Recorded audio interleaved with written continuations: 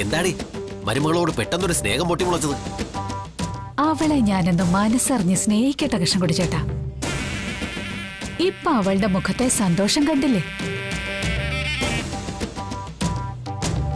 മനസ്സിൽ ഭാരങ്ങളൊന്നുമില്ല.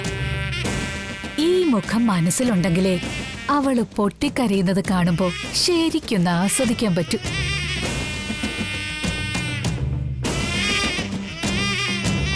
അവള് പഠിച്ചിരുന്ന LP സ്കൂളിന്റെ ശതാബ്ദി ദിനാഘോഷത്തിന് സദ്യ വിളമ്പുന്നതിന്റെ സന്തോഷ ആ മുഖത്ത്. വിശന്ന് വലഞ്ഞിരിക്കുന്ന കുഞ്ഞുങ്ങൾക്ക് മുന്നിലേ അവള് വിളമ്പാൻ പോകുന്നതേ സദ്യയല്ല, എലിവിഷം. അതെ കൃഷ്ണൻകുട്ടി ചേട്ടാ, അവളുണ്ടാക്കിയ അവിയലിൽ ഞാനത് ചേർത്തിട്ടുണ്ട്. അയ്യോ, എന്ത് പണിയാടി നീ കാണിച്ചത്? കൊച്ചു പിള്ളേരാ. അയ്യോ, ചത്തെങ്ങാനും പോയാ? ചത്താ ചത്തു.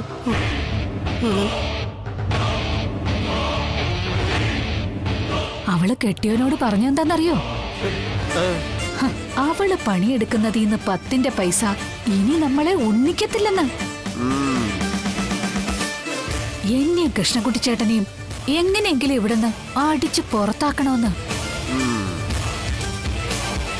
അങ്ങനെ ഒരുത്തി എന്റെ മകന്റെ ഭാര്യയായിട്ട് ഇവിടെ വേണോ കൃഷ്ണൻകുട്ടി ചേട്ടാ? കുഞ്ഞുങ്ങൾക്ക് വിഷം കൊടുത്ത് കൊന്ന കേസിൽ അവള് പോയി കിടക്കട്ടെ സെൻട്രൽ ജയിലില്. ശരി, പോയിട്ട് വരാം. ശരി ശാന്തേച്ചി.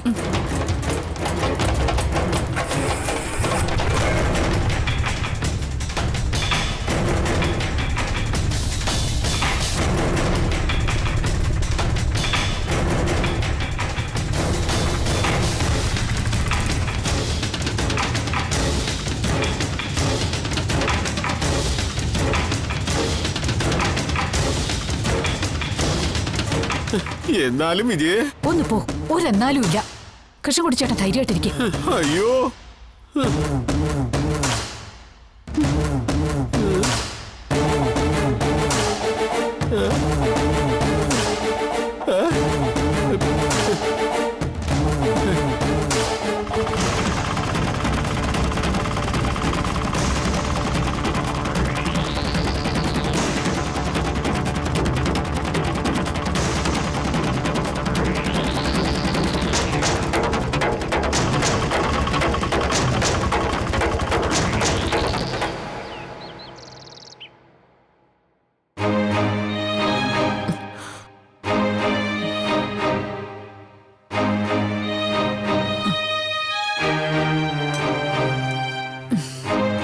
ചോറ് കുറച്ചുകൂടെ ഇടട്ടെ? വേണ്ട, വയറ് പൊട്ടാറായി. ഞാൻ ഇങ്ങനെയാ കഴിക്കാറ്. ഒരു വറ്റു പോലും പാഴാക്കാറില്ല. അതിന്റെ വില എനിക്കറിയാം.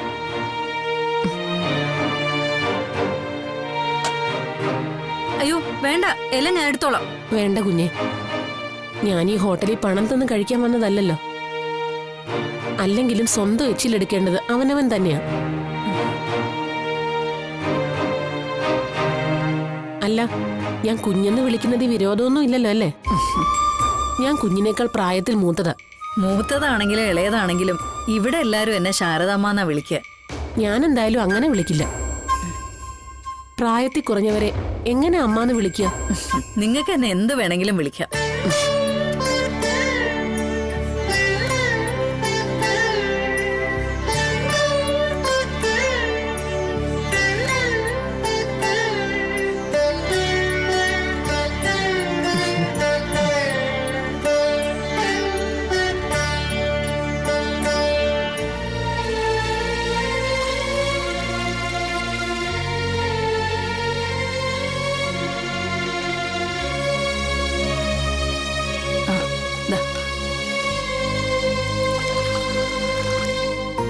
കുഞ്ഞിന്റെ പേര് ശാരദ എന്നല്ലേ? അതെ. ഈ ഹോട്ടല് കുഞ്ഞിന്റേതാണോ? ഇടയ്ക്ക് ഇതുവഴി പോകുമ്പോ വയറ് വിശന്ന എനിക്ക് 1 കിലോ ചോറ് തരില്ലേ? തരുമെന്ന് എനിക്കറിയാം. കുഞ്ഞിന്റെ മനസ്സ് നല്ലതാ. നമ്മൾ തമ്മിൽ ആദ്യം കണ്ടത് ഒരാശുപത്രി വഴി വെച്ചാ അല്ലേ? അന്നെന്നെ കണ്ടപ്പോ ഒരു തട്ടിപ്പുകാരിയായിട്ടാ തോന്നിയതല്ലേ? ആണെന്നെനിക്കറിയാം. അതുകൊണ്ടാണല്ലോ അന്ന് എന്നെ കുറെ വഴക്ക് പറഞ്ഞത്. ആരായാലും സംശയിച്ചു പോവും. വിശക്കുന്നെന്ന് പറഞ്ഞ് 50 രൂപ ചോദിച്ചപ്പോ കുഞ്ഞെനിക്ക് 100 രൂപ തന്നു. പിന്നെയും ഞാൻ ഇരക്കാൻ പോവെന്ന് പറഞ്ഞ തെണ്ടൽക്കാരുടെ ജീവിതം അങ്ങനെയാ കുഞ്ഞ്. ചില ദിവസം ഒന്നും കിട്ടിയെന്ന് വരില്ല. വേറെ ചില ദിവസം 2 or 3 പേര് അവർക്ക് തോന്നിയത് തന്നിരിക്കും. അതുതന്നെ ഒരു ദിവസം വയറു നിറയ്ക്കാൻ തികയണമെന്നില്ല. പിന്നെ ചിലപ്പോ ആഴ്ചകള് 5ന്റെ ചില്ലിത്തൊട്ട് കാണാതെ കടന്നുപോയെന്നിരിക്കും. അപ്പൊ കാണുന്നവരുടെ മുന്നിലെല്ലാം കൈ നീട്ടും. കുഞ്ഞിന്റെ കൈവെള്ളയിലോട്ട് 100ന്റെ ഒരു നോട്ട് വെച്ച് തന്നപ്പോ അതൊരാശയുള്ള ഒരു ദിവസമാണെന്ന് എനിക്ക് തോന്നിപ്പോയി. അതെന്റെ തെറ്റ്. പിന്നൊരു ദിവസം ഇവിടെ വന്ന് കേറിയത് കുഞ്ഞിന്റെ ഹോട്ടലാണെന്ന് അറിഞ്ഞിട്ടല്ല. വയറ് വിശന്ന് കണ്ണു കാണാതെ വന്നപ്പോ കേറി വയറ് നിറച്ചു കഴിച്ചു. പക്ഷേ അതുകൊണ്ട് കുഞ്ഞിന്റെ നല്ല മനസ്സ് കാണാൻ എനിക്കൊരു അവസരം കിട്ടി.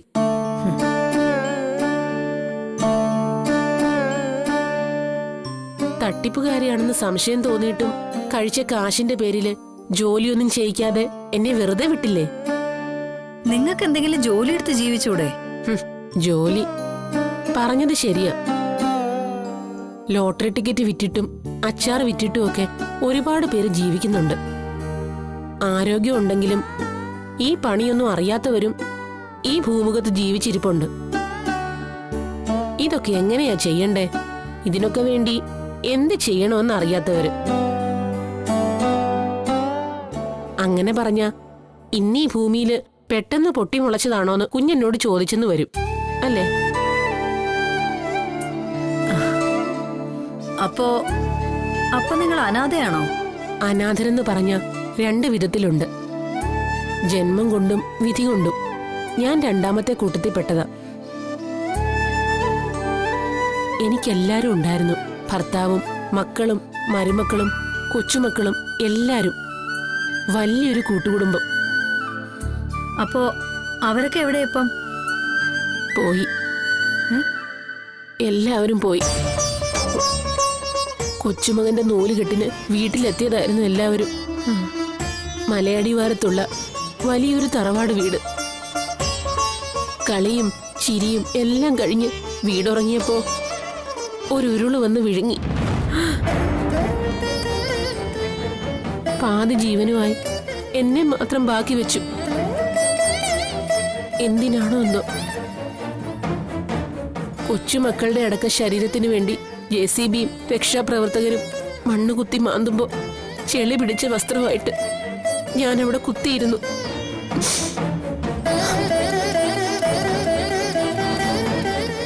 ഓരോ മൃതദേഹങ്ങളും കുഴിച്ചെടുത്ത് കൊണ്ടുവരുമ്പോ അവർക്കൊരാശ്വാസം ഉണ്ടായിരുന്നു. ഒരാളെ കൂടി കിട്ടിയല്ലോന്ന്. എവിടെ കിട്ടിയെന്നാ? പോയവര് പോയില്ലേ? എന്റെ ജീവിതം തന്നെ ഒരു ഉരുളെടുത്തോണ്ട് പോയി.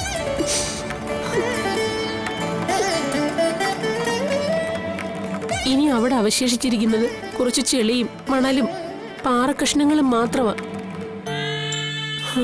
വെന്തുനീറിയ മണ്ണില് തകര പോലും പൊടിക്കില്ല. അവിടെ നിറങ്ങി നടന്നത് കൈയും വീശി പെരുമഴയത്ത്. ആരുടെ സംസ്കാരത്തിന് നിന്നില്ല. നിൽക്കാൻ ആരും പറഞ്ഞില്ല. അതിന് പറയാൻ അവകാശമുള്ളവരായിട്ട് ആരാ ഈ ഭൂമുഖത്ത്?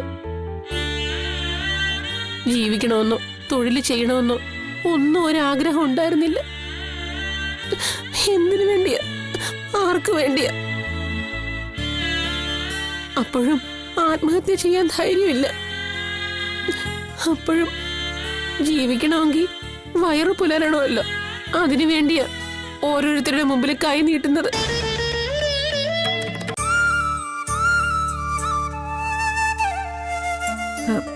നിങ്ങളുടെ നാട് എവിടെയാ? അതൊക്കെ ഇനി പറഞ്ഞിട്ടെന്തിനാ? ഒരുപാട് മലകളും അരുവികളും ഒക്കെ ഉള്ള ഒരു സ്ഥലം. ഞാൻ ആ സ്ഥലത്തിന്റെ പേര് തന്നെ മറന്നു എന്ന് പറഞ്ഞ കുഞ്ഞ് ചിലപ്പോ വിശ്വസിച്ചെന്ന് വരില്ല. ആ സ്ഥലം മാത്രമല്ല, ഭർത്താവിനെയും മക്കളെയും കൊച്ചുമക്കളെയൊക്കെ. ഇനി തിരിച്ചു വരാൻ പോകുന്നില്ല. പിന്നെ ഓർത്തിട്ടെന്തിനാ? ഒരു സ്വപ്നം നമ്മൾ ഓർത്തു വെക്കുന്നത് മണ്ടത്തരവാ. ഇപ്പൊ നമ്മൾ എന്താണോ അതാണ് സത്യം. ഭാനുമതി എന്നൊരു പേര് മാത്രം ഓർമ്മയുണ്ട്. കുറച്ചു കഴിയുമ്പോ അതും മറക്കും. തെണ്ടൽക്കാരിന്ന് മനസ്സിനെ പറഞ്ഞ് പഠിപ്പിക്കും. കുഞ്ഞിനോട് എനിക്ക് നന്ദിയുണ്ട്. അയ്യോ, വയറ് നിറച്ച് ഭക്ഷണം തന്നതിനല്ല, എന്റെ സങ്കടമൊക്കെ കേൾക്കാൻ കാതും സമയവും തന്നതിന്. പക്ഷേ അതും ഞങ്ങള് തെണ്ടൽക്കാർക്കൊരു ഭാരവാ.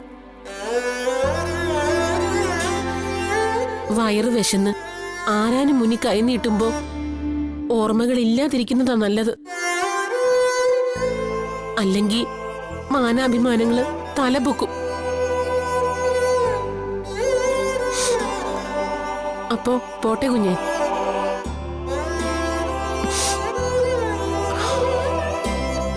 അല്ല, നിങ്ങളിനി എങ്ങോട്ട് പോവും? ഇതുവരെ അറിയില്ലായിരുന്നു. ഇനിയും അറിഞ്ഞിട്ടെന്തിന്?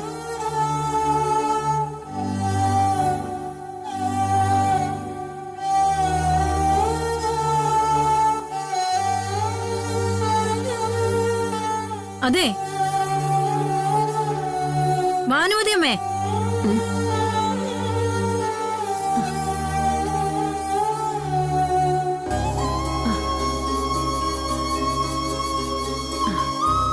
എന്താ കുഞ്ഞെ? വേറെ എങ്ങോട്ടും പോവാനില്ലെങ്കിലേ ഭാനുമതി അമ്മയ്ക്ക് ഇവിടെ നിന്നൂടെ? കുഞ്ഞെന്ത് ബോധക്കേടായി പറയുന്നേ? ഒരു ജോലി അറിയാത്ത എന്നെ കൊണ്ട് എന്ത് പ്രയോജനമാ? തിന്നു മുടിക്കാനല്ലാതെ. പ്രയോജനം നോക്കിയിട്ടാണോ നമ്മൾ നമ്മുടെ അച്ഛനമ്മമാരെ പ്രായമായിട്ട് നോക്കുന്നത്? എന്റെ കുഞ്ഞെ, വെറുതെ അല്ല കുഞ്ഞിനെ എല്ലാരും ശാരദ അമ്മാന്ന് വിളിക്കുന്നത്.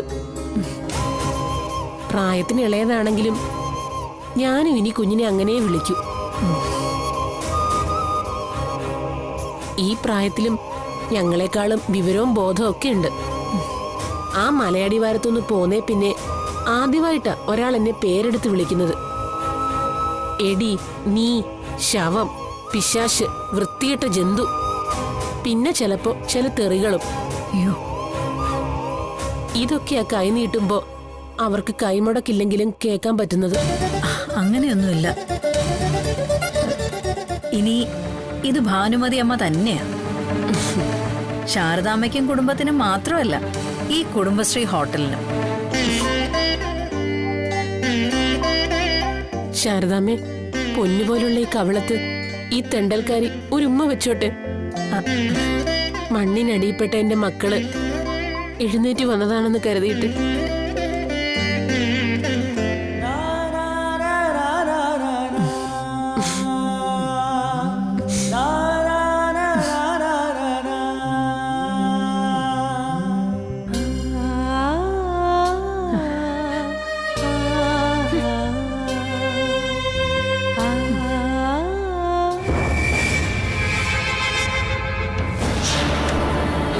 വാ,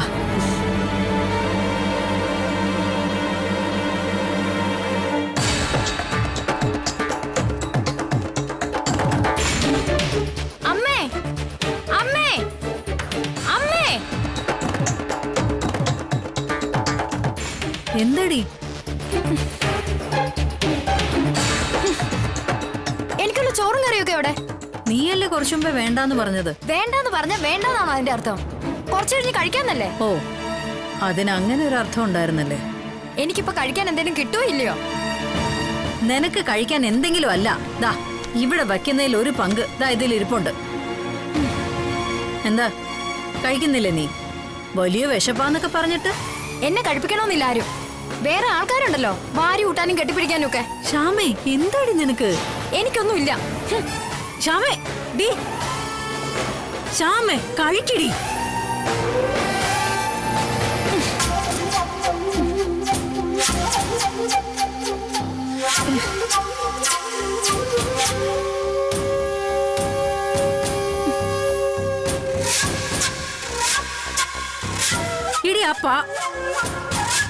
ആ പാവ അമ്മയ്ക്ക് രണ്ടുപേറ്റ് ചോറ് കൊടുത്തതിനാണോടി നീ ഇങ്ങനെ കിടന്ന് ചാടുന്നത്?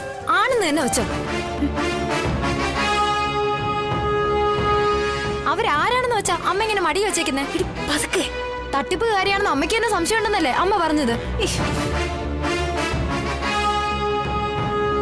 പിന്നെ എന്ത് കണ്ടിട്ടാ? അവരുടെ പൂങ്കണ്ണീരോ? ആരെങ്കിലും കൊന്നോ കൊള്ളയടിച്ചിട്ടോ വന്നതാണെങ്കിലോ ഇവിടെ ഉള്ള ഒരു സമാധാനം പറയണ്ടേ? വന്നവരും പോന്നവരല്ല അമ്മയാന്ന് മോളാന്ന് പറഞ്ഞ് കെട്ടിപ്പിടിക്കാ. അമ്മ ആരാ? മദർ തെരേസയോ? കുറച്ചു നാൾ മുമ്പ് ഇവിടെ ഒരു പെണ്ണിനെ പാർപ്പിച്ചിരുന്നല്ലോ, നഖത്തിന്റെ ഇടയിൽ വരെ കള്ളത്തരമായിട്ട്. അവള് പോയ വഴിക്ക് പുല്ല് മുളച്ചോ? എന്നിട്ടും അമ്മ പഠിച്ചിട്ടില്ല. വരുന്നവരെല്ലാം കെട്ടിപ്പിടിച്ചങ്ങ് സ്വീകരിച്ചോളൂ. ഇതെന്താ ഒരു സത്രമാണെന്നാണോ ഭാവം? അല്ല, സത്രമൊക്കെ ഇതിലും ഭേദാ. അവിടെ കണ്ണി കണ്ടവർക്കൊക്കെ താമസിക്കാവുന്നേ ഉള്ളൂ. അമ്മ മകൾ ബന്ധമൊന്നുമില്ല. മുമ്പ് ഇവിടെ താമസിച്ച പെണ്ണെന്ന് നീ ഉദ്ദേശിച്ചത് ലക്ഷ്മിയാണെങ്കിൽ നിനക്ക് തെറ്റി. അവൾക്കും ഇനി ഒരു ആപത്ത് വന്നാൽ ഓടിയെത്താൻ ഈ കുടുംബശ്രീ ഹോട്ടലേ ഉള്ളൂ. ഇനിയും ഇവിടെ പലരും വരികയും പോവുകയും ഒക്കെ ചെയ്യും.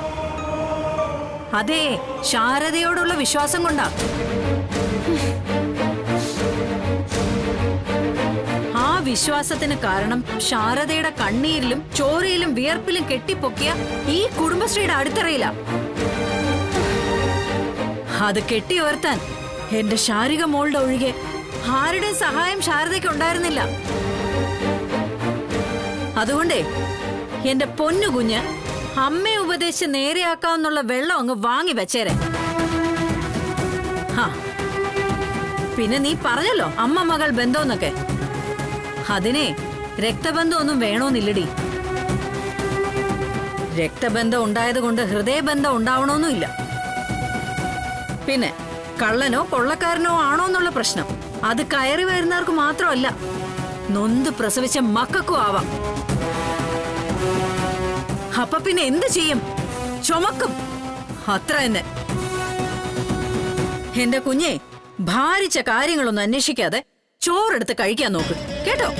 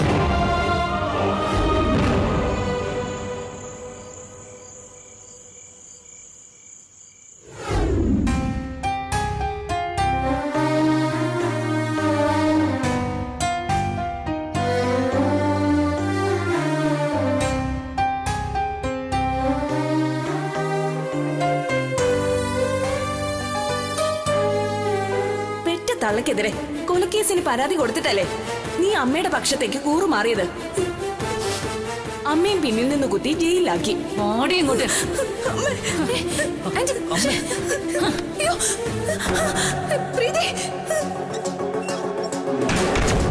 പ്രീതിയുടെ രണ്ടാം വിവാഹത്തിനുള്ള ഒരുക്കങ്ങൾ തുടങ്ങുക. ഉടനെ അതുണ്ടാകും. ഇത് സത്യഭാമയുടെ വാക്കാ.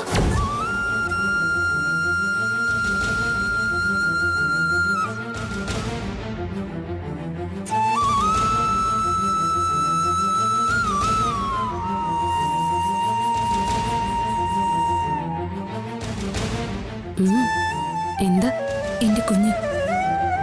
അവനെ എനിക്ക് നഷ്ടപ്പെട്ടില്ലായിരുന്നെങ്കിൽ ഇങ്ങനെയൊന്നും ഉണ്ടാവില്ലായിരുന്നു അല്ലേ ശാലിനി? അതിന് നിന്റെ കുഞ്ഞ് അബോഷനായി പോയില്ലല്ലോ പ്രീതി. കുട്ടിക്ക് കുഴപ്പമൊന്നുമില്ലെന്ന് ഡോക്ടർ പറയാതെ നിന്നോട് പറയാനും വയ്യ. നീ എന്നോട് ക്ഷമിക്ക പ്രീതി. നോക്ക്, അതിനിപ്പം എന്ത് സംഭവിച്ചെന്നാ അമ്മ പറഞ്ഞത് കേട്ടില്ലേ? എന്റെ രണ്ടാം വിവാഹം നടത്താൻ പോവാണെന്ന്. അങ്ങനെ അങ്ങ് പറഞ്ഞെന്ന് കരുതി ഉടനെ അങ്ങ് കല്യാണം നടത്തോ? അമ്മ ആ തീരുമാനം മാറ്റില്ല. പ്രത്യേകിച്ചും വസുമതി ആന്റി അർജുനേട്ടന്റെ കല്യാണം നടത്താൻ തീരുമാനിച്ചിരിക്കുമ്പോ രണ്ടമ്മമാർക്ക് ഇടയിലുള്ള ഒരു വാശിയായില്ലേ ഇതിപ്പോ? അർജുനേട്ടന്റെ വിവാഹം എങ്ങനെ നടക്കുമെന്ന്? നിങ്ങളുടെ ഡിവോഴ്സ് കഴിഞ്ഞില്ലല്ലോ ഇതുവരെ. നോക്ക്, നീ വെറുതെ ഭയക്കുക. കാറും കോളും ഒക്കെ നീങ്ങി വീണ്ടും മാനം തെളിയും.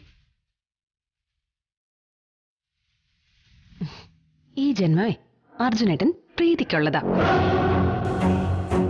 പ്രീതി അർജുനേട്ടനും. ഒരു ദുഷ്ടശക്തിക്കും നിങ്ങളെ അകറ്റാനാവില്ല. നിങ്ങളെ രണ്ടാളെയും ഒന്നിപ്പിക്കാൻ ജീവൻ കൊടുത്തും കൂടെ ഉണ്ടാവും ഞാൻ. ശാലിനി